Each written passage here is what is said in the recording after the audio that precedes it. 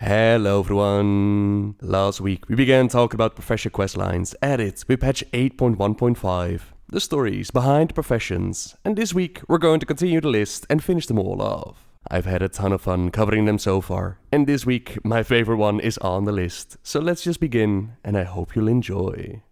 Engineers are informed about the UB Freer Spanner, an Uber spanner capable of crafting powerful constructs whose schematics have been lost for years. Intel shows us that it has resurfaced, a cache waiting for us at the abandoned junk heap. While the gnome at the door, it just teases us with Mechagon, which is coming in the next patch. The defenses of the cache are overloaded, and we bring the schematics back to our trainer. Unfortunately, they are encrypted, so we're going to need a little bit of help of the one and only data guru Grizzix. Not getting the recognition he deserves, the Goblin decided to have a little vacation on the beaches of Voldoon. Quite the setup he's got going on here, almost make you wish you could join him, but thankfully he is still willing to help us out. As per usual, we can help him out. Obviously, if we're able to interrupt his nap time, then his defenses are severely lacking. The local Sephrak have been bothering him, stealing his mechs for whatever reason. He cannot possibly understand their motivations. For the morons, they don't even have the keys. He does, and now we do. And with it, we can get his mechs back. We're also gathering some of the Sephrak their own lightning rods to empower the decoder, and we steal back his mind enhancer from Warlord Surgios. They'll make him be able to think much more clearly and make much less deadly mistakes. Just one final thing is going to be needed.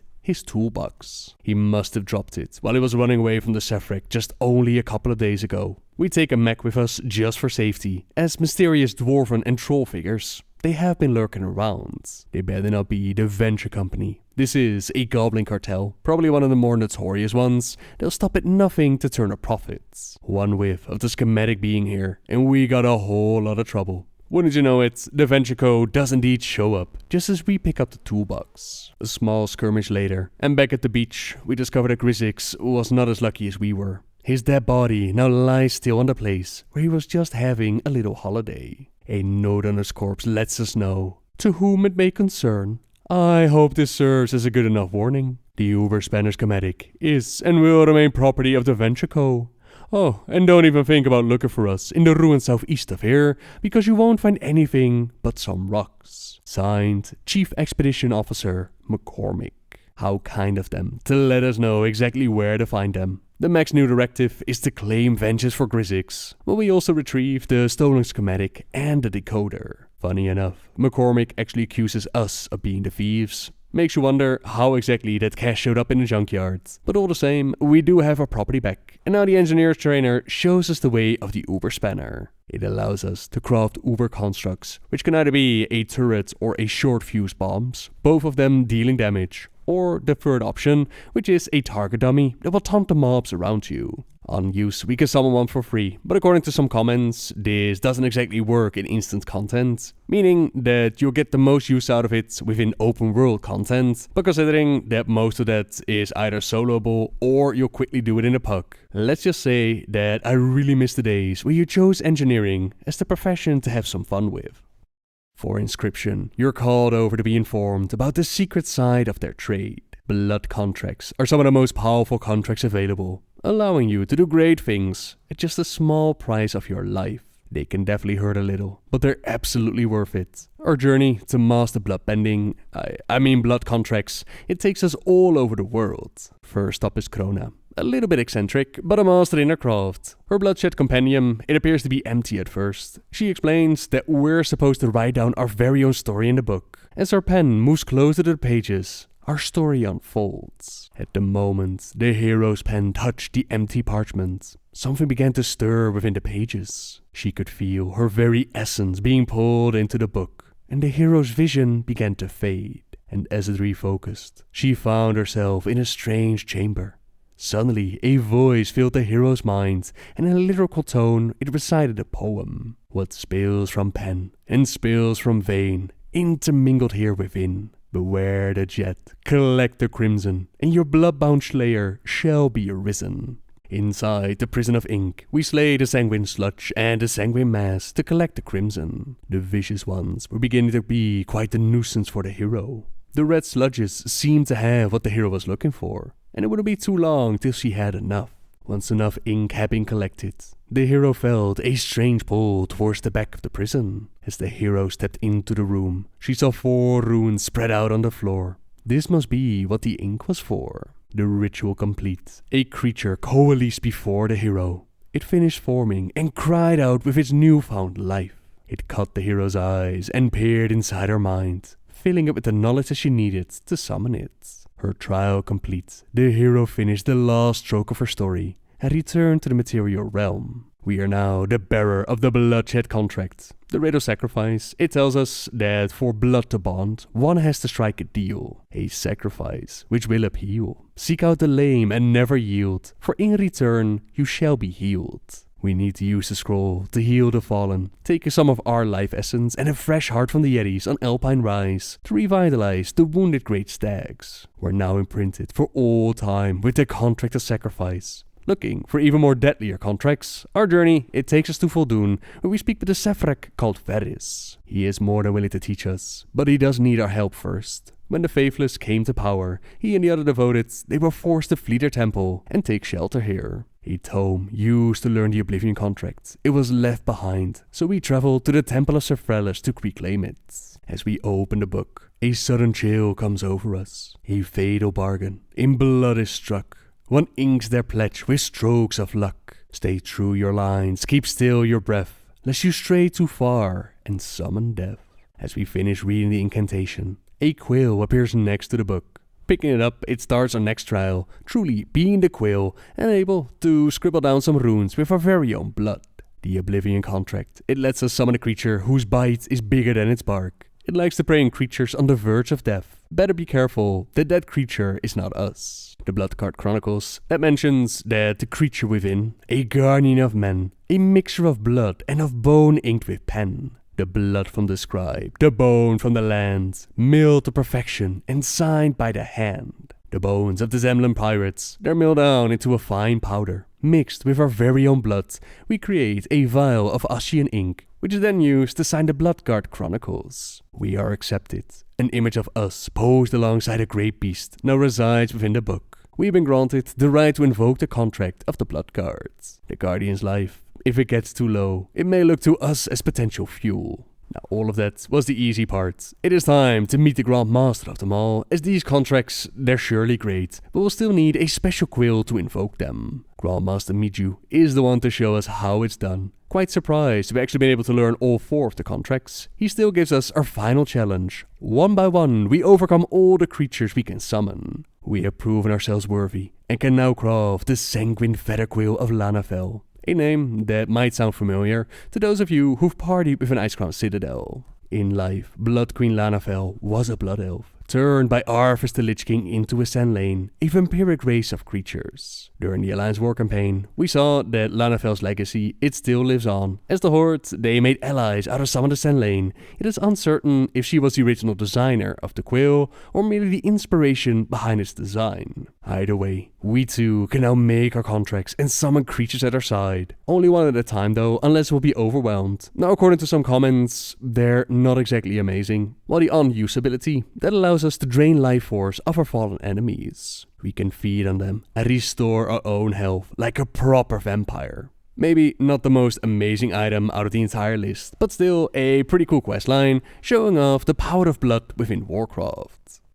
Jewelcrafters probably have my least favorite questline out of all of them, but it does have some fun moments. A book near the trainer, it catches our eye, but it's been written in an ancient Earthen language, so it will need to be deciphered first. The Inscription trainer is going to need some reference material to make it happen. The book of primordial races, runes and writings, that is borrowed from the archaeology trainer. The trader from the north is willing to part with its scrolls of the Stonefather, found within Ulduar for the right price. And then the chronicler, she has a Dungard codex that we need, but she much rather talk about a different kind of book that she already found, containing tales of the amazing character called Marcus. Lord Marcus! He got captured by pirates, managed to use his dazzling charms to persuade them to let him out. The boat is then attacked by Kraken. Tentacles are everywhere. The handsome Lord Marcus falls into the briny deep, only to wash up on the beach and stare in the eyes of Ariel. I mean, a Naga.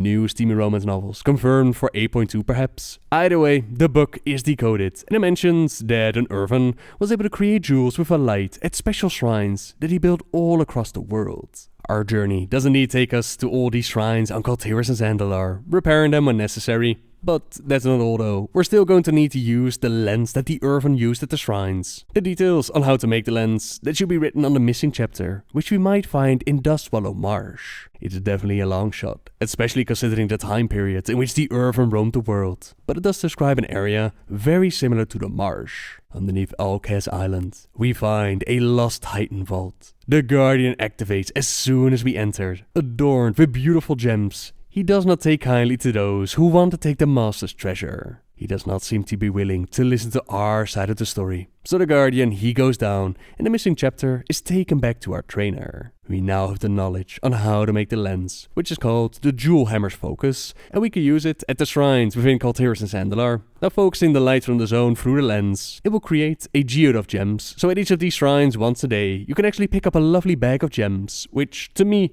it sounds rather nice. The unusability that allows you to carefully extract the gems that you placed in your gear, so you can do it without destroying the previous one, compared to all the other items you can get. This one, again, it does sound rather nice. Then finally, we have the Tailoring questline, my personal favorite story that they've added to the professions. It all begins with Time Weaver Delorme, a Nightborn of the Synchronous Tailors that's not wondering where she is, rather when she is. Nobody else but us notice her here. We must be a very talented tailor to be able to see through the faults of Time's fabric. Perhaps we are the ones who can help her out. By bringing back some cloth, she can figure out when she is and help right herself. After doing so, she introduces herself as Delorme, which appears to be a female bronze dragon name. Amongst the reds, you have names like Coriastras and Velastras. Blues, they use names like Malagos and Caligos. Bronze males, they use Nosdormu or Kronormu. While the females, they use names like Soridormi, or perhaps in this case, Delorme. She calls herself the last remaining member of the Synchronous Tailors, who make sure that the fabric of time stays mended. This is a similar job as the bronze dragons have. Now around us, a number of tiers are cropping up. In fact, it might be the very reason why she arrived here in this time. Together, we go about fixing the anomalies. There's a Tanaris Time Rift, Gadgetstun, Valley of the Watchers, Zul'Farrak and Sensara Watch. All of them are areas within Tanaris. Not surprising that the next step of her journey, it takes us to the Caverns of Time. Despite fixing the fabric of time, something's still wrong. She feels odd. Weak, as though something is affecting her very existence. Now the caverns are oddly devoid of any of the bronze dragons. Is this just a phasing thing? Have the bronze like the blues abandoned their base of operations? Or is this perhaps a future to come where the bronze dragons are wiped out? Questions to be answered at another time. Now Delorme is familiar with this place. She's spent many timelines here and is wondering what's so special about it. What's so special about it here and now? We might not see any of the bronze flying around, but she does want us to do them a favor by getting rid of a bunch of the anomalies that are just walking around the caverns. There are dinosaurs, Sha, demons and undead that should not be here in this moment. Perhaps more disturbing though are the different corpses laid out on the floor. Different versions of herself that have met unfortunate fates. There's the corpse of Seamstress Delorme, but it doesn't make sense. She shouldn't be out of time, and she certainly shouldn't be dead.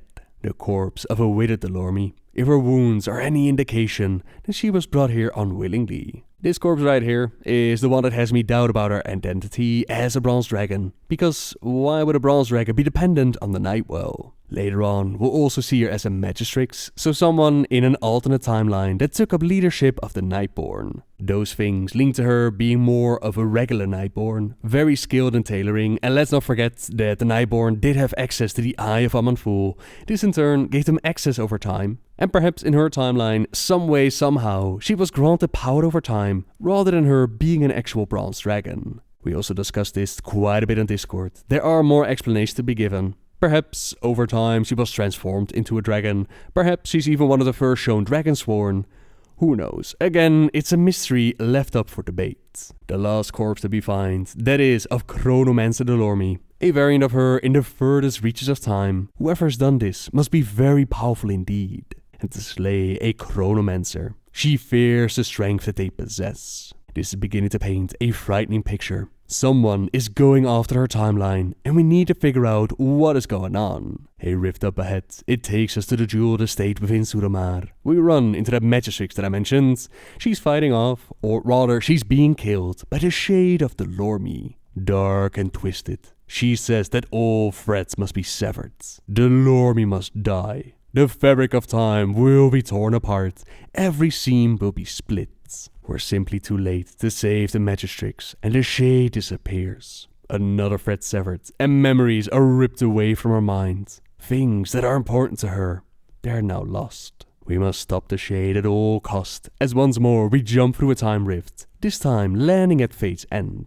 This is the island that we visited during the Pride of Kael'thas questline. This is where the Kael'tharians banish their worst criminals in all time, and in the case of Jaina, she was picked up here by Gorakfu and his forces and taken into the Blighted Lands. The Lormi went ahead of us and is now stuck in the trap. A whole bunch of anomalous rifts are tearing the Time Weaver apart. One by one, we sew them back up together, leaving just the one open to track down the shade. Perhaps she will perish, but she will not let her ruin the fabric of time. One last confrontation at the Brass Wrecker Shrine in Dragonflight. This is the area where once upon a time we got our first glimpse at Nosdormu being Muruzand and his connection to the infinite Dragonflight. Now it's our first glimpse at the shade of the Lormi, transforming herself into an infinite dragon. The Time Weaver tries to convince her counterpart that their purpose is to preserve the fabric of time, but it is our destiny to destroy it. The shade throws back. Fabric is feeble. Mending it is futile. The shears of death so easily destroy that which is so flimsy. We must cut away our weakness. The Time Weaver refused to accept that this will be your destiny, and together we're able to bring down the infinite dragon. The fabric of time,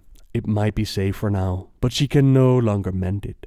She is alone and her thread is gone, but we're still here, ready to pick up the charge. We've proven ourselves a very talented tailor, within our own time of course, and a savior in so many more. The fabric of time is going to need our hands to mend it. A great responsibility placed upon our shoulders, but surely this can't be any harder than the challenge we've already faced.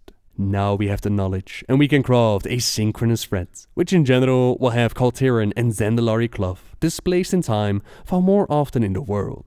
So basically, you get more reagents, and on use, we can mend tears in the fabric of time. These rips can be found across Kael'thas and Zandalar. The hard work is rewarded with 4 different things. It's possible to have a chronal cache of cloth, which contains silks, bolts, and more tailor reagents. It's possible to have a time-lost trader that spawns, which will trade embroidered deep-sea satin for all tailoring recipes. It's possible that a hostile NPC will spawn that will drop cloth and grey items. Or perhaps you'll get a buff, then it can increase either your run speed outdoors, or it will rewind time after the death blow. All in all, a mighty curious questline, especially since we don't know a whole lot about the Infinite Dragonflight or their goals. We do know that the leader is Muruzand, Nosdormu, who was tricked by the old gods into trying to subvert his mortality. In essence, he abused his powers to prevent his own death. Something that the Titans told him absolutely not to do when he was turned into an aspect, which then resulted in him shattering the time ways and creating the Infinite Dragonflight. You might argue that this is a possible future of Nosdormu, an alternate version, yet at the same time, we do have our Nosdormu, who mentions that the death of Muruzand is his demise. This is the way that he's supposed to go. Now, you could say that this is poor storytelling, since time travel and alternate realities, they're very tricky subjects to deal with, and they don't really mingle with each other. But still. Then, after that, we had Kairos Dormu, who did seem to be very much on the path of becoming an infinite dragon, with his actions just before Warlords of Draenor. Together with the Black Dragon Rephion, he made his plans of sending Garrosh back in time to alternate Draenor. The things that he said were very reminiscent of the Infinite Dragonflight motivations, but Garrosh already killed him. Then, the Death of Chromie scenario within Legion, where some force is after Chronormu and wants her dead. Now, in Battle for Azeroth, this Professor questline, it seemingly has a Nightborn, or perhaps a Bronze Dragon in disguise as a Nightborn, or whatever else she might be, also having a version of herself that falls to the infinite. Very, very interesting stuff. Something that I definitely hope to cover more in the future. We do have Rephion hang out the Dragon Isles. Who knows what the dragons might do in the future. But for now, thank you ever so much for joining me through all these different profession quest lines. I really hope you enjoyed it. When all is said and done, I definitely think it was worth all the gold and time invested. As always, thank you very much for watching, everyone. Subscribe if you like my videos, leave a like if you enjoyed this one, and until next time, guys, see ya!